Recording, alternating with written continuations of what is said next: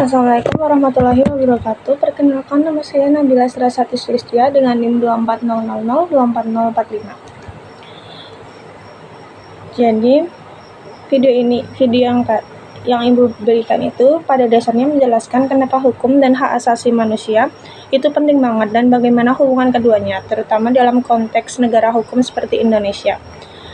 Yang pertama, pentingnya hukum. Kenapa hukum ada? Coba ya bayangin kalau hidup ini damai-damai aja, gak ada yang menyakiti atau merugikan orang lain. Mungkin hukum gak terlalu penting, tapi dalam kenyataannya gak begitu. Hukum hadir untuk memastikan keadaan seimbang dan berjalan semestinya.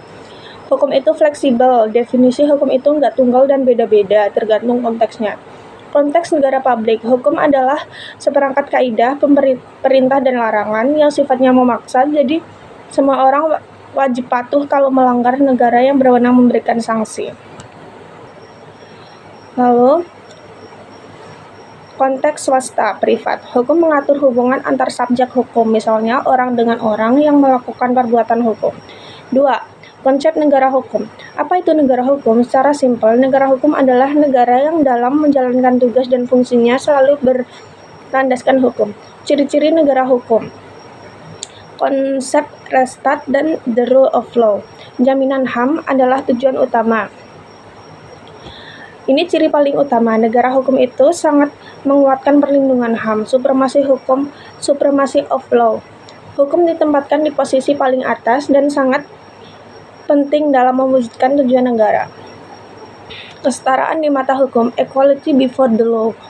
Semua orang punya kedudukan yang sama di depan hukum, tidak ada yang diistimewakan. Trias politika, penyelenggaraan negara harus menggunakan konsep trias politika, pemisahan kekuasaan. Ada peradilan khusus.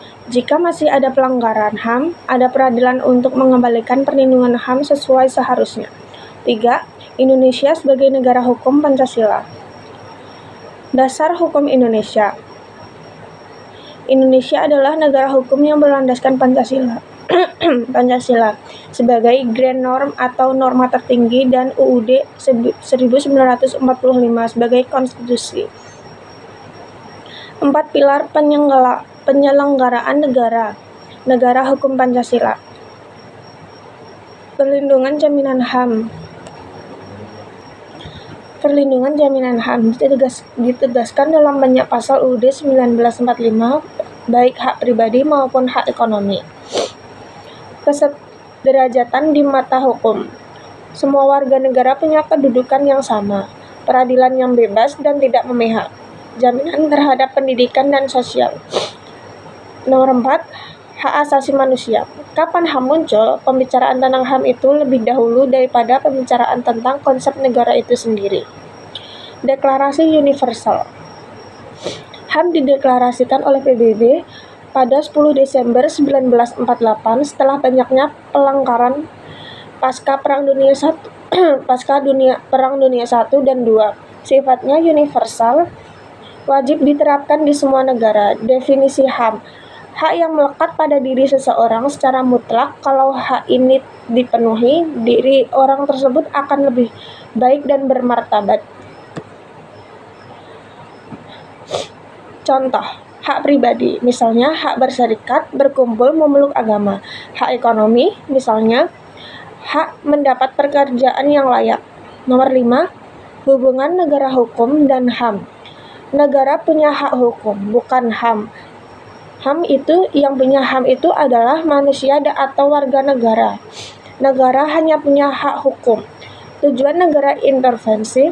Negara membuat produk hukum, misal undang-undang perkawinan atau undang-undang ketenaga-kerjaan. Dalam rangka menjalankan hak hukumnya, dan ini semata-mata untuk melindungi warga negara dan memberikan kepastian hukum. Contoh undang-undang perkawinan.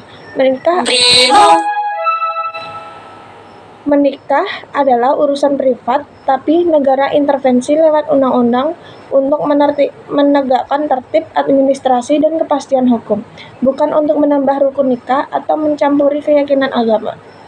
Contoh undang-undang ketenaga kerjaan. Perjanjian kerja itu privat, tapi negara intervensi, misalnya lewat aturan upah minimum, agar tidak terjadi kesewenang-wenangan bagi pihak yang bargaining power-nya lebih rendah.